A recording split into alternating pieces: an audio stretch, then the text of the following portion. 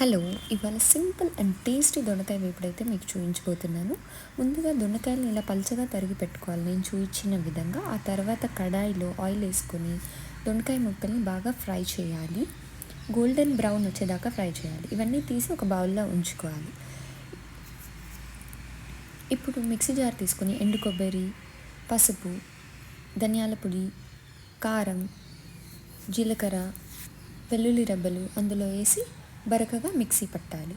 తర్వాత ఒక కడాయిలో ఆయిల్ వేసుకుని పోపు దినుసులు వేసి మనం ఏమైతే ఎంచుకున్నామో దొండకాయ ముక్కలు వేసి టేస్ట్కి తగినంత సాల్ట్ వేసి మనం మిక్సీ పట్టిన మిశ్రమాన్ని అందులో వేసి బాగా మిక్స్ చేయాలి. అంతే, ఎంతో ఈజీ అండ్ టేస్టీగా ఉండే దొండకాయ ఫ్రై అయితే రెడీ అయిపోయిందండి.